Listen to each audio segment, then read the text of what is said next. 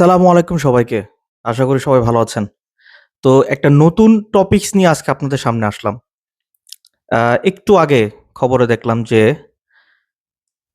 প্রাক্তন বৈষম্য বিরোধীর ২ জন ছাত্রনেতা এবং বর্তমানে জাতীয় নাগরিক পার্টির ২ জন কেন্দ্রীয় নেতা হাসানাত আব্দুল্লাহ এবং সার্জিস আলম দুদক কার্যালয়ে গিয়েছিল এবং কারো না কারো বিরুদ্ধে তারা অভিযোগ দিয়ে এসেছে। এখন যখন সাংবাদিকরা তাদেরকে প্রশ্ন করল যে, "কাদের বিরুদ্ধে আপনারা অভিযোগটা দিলেন?" সে সময় হাসানাত আব্দুল্লাহ বলল যে, "না, এটা বলা যাবে না। এটা খুবই কনফিডেনশিয়াল।" তো আমি দেখলাম কয়েকজন সাংবাদিক কয়েকবার প্রশ্ন করেছেন তাদেরকে, "কাদের বিরুদ্ধে আপনারা অভিযোগ দিলেন? কেন বলতে পারব না?" কিন্তু তারা কোনো সদুত্তর দিতে পারল না।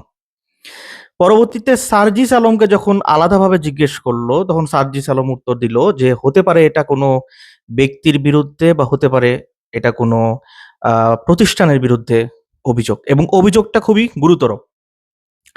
তো তারা আশা করছে যে হয়তোবা এই অভিযোগটা দাখিলের পর ভবিষ্যতে বা পরবর্তীতে দুদক এটার বিরুদ্ধে তদন্ত করবে এবং কোনো ব্যবস্থা নিবে। কার বিরুদ্ধে অভিযোগ করছে এটা কিন্তু আমরা জানি না এবং তারা বলতেও চায় নাই।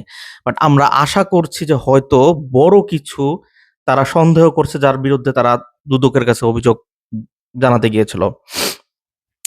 আমরা সবাই জানি এই ২ জন হাসানাত আব্দুল্লাহ এবং সার্জিস আলম ৫ই আগস্টের আ বিশেষ করে আমি হাসানাত আব্দুল্লাহর কথা বলব। আমার ব্যক্তিগতভাবে পছন্দের একজন ছাত্রনেতা তিনি। ৫ই আগস্টের পূর্ববর্তী এবং পরবর্তী সময়ে তিনি রাজপথে বিভিন্ন বিষয় নিয়ে সোচ্চার ছিলেন, আন্দোলনের অবস্থায় ছিলেন। বর্তমানেও আছেন এবং বর্তমানে সে জাতীয় নাগরিক পার্টির একটি কেন্দ্রীয় কমিটিতে ভালো একটি পজিশনে উনি বর্তমানে রয়েছেন। সার্জিস আলম, তার বিরুদ্ধে অনেক লেখালেখি হচ্ছে বা অনেক আ ফেসবুকে বা সোশ্যাল মিডিয়াতে তিনি অনেক আ ব্যাপক আলোচিত সমালোচিত একজন ছাত্রনেতা। বিশেষ করে তার ওই যে ১০০'রও বেশি গাড়ি-বহর নিয়ে তিনি যখন তার এলাকাতে শোডাউন করলেন, তো তার পরবর্তীতে তাকে নিয়ে অনেক আলোচনা, সমালোচনা হয়েছে ফেসবুকে। তো এরা ২ জন যখন দুদকে গেল তার সাথে কিন্তু আমরা আ জাতীয় নাগরিক পার্টির অন্য কোনো আম নেতা বা অন্য কাউকে কিন্তু দেখি নাই। কেন দেখলাম না? আমরা এর আগেও দেখেছি কিন্তু এই নতুন গঠিত জাতীয় নাগরিক পার্টিতে যেটা নাগরিক কমিটি এবং বৈষম্য বিরোধী আম একত্রিত হয়ে যে পার্টিটি গঠন করেছে তারা, বেশি দিন হয় নাই ২ মাস আগে। তাদের ভিতরে কিন্তু সমন্বয়ের অভাব ছিল। তাদের ভিতরে কিন্তু একে অপরের বিরুদ্ধে যে ঐক্যটা অনেক সময় কিন্তু আমরা সোশ্যাল মিডিয়াতে আমরা সেই ঐক্যটা দেখি নাই। এবং একেকজন একেক ধরনের বক্তব্য দিত। বিশেষ করে আমি পাটোয়ারির কথা বলবো বা হান্নান মাসুদের কথা বলবো বা ডক্টর জারার কথা বলবো বা অন্যান্য তাদের যে নেতারা আছে তারা কিন্তু বেশি সোশ্যাল মিডিয়া কেন্দ্রিক বক্তব্য তারা আমরা দিতে শুনি এবং বর্তমান তরুণ প্রজন্মের সাথে কিন্তু তারা অনেকটাই মানে কানেক্ট হতে পেরেছে যেটা কিনা বাকি দলগুলো অতটা পারে নাই।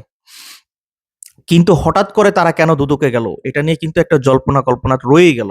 এটা কি আ কোনো হতে পারে তাদের নিজস্ব পার্টির কারো বিরুদ্ধে হতে পারে, বিএনপির কারো বিরুদ্ধে হতে পারে, জামাত কিংবা সরকারি কোনো প্রতিষ্ঠান কিংবা বড় কোনো ব্যবসা প্রতিষ্ঠান,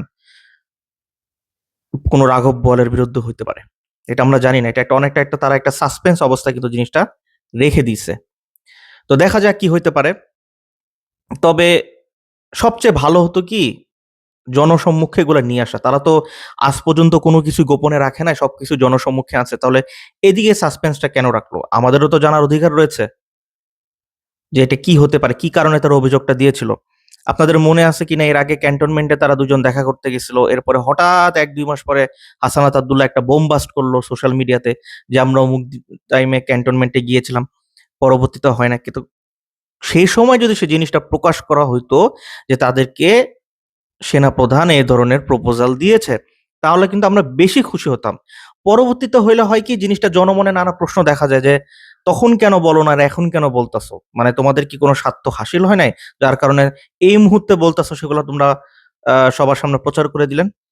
নাকি এর আগে সেনাপ্রধানকে নিয়ে যেই প্রবলেমটা হয়েছিল, হাসানাত আব্দুল্লাহ যে সোশ্যাল মিডিয়াতে পোস্টটা করে এবং তারপরে নানা আলোচনা সমালোচনা হয়ে যায়, এর পরবর্তীতে সবাই কিন্তু বলে এবং তার নিজের দলীয় এই জাতীয় নাগরিক পার্টির নিজস্ব দলীয় নেতাকর্মীরাই বলেছে যে হাসানাত আব্দুল্লাহর এই কাজটি করা মোটেও উচিত হয় নাই। নাকি এই কারণেই তারা বর্তমানে সেটা খোলাসা করতে চাচ্ছে না যে তারা কাদের বিরুদ্ধে অভিযোগ করতে গিয়েছিল।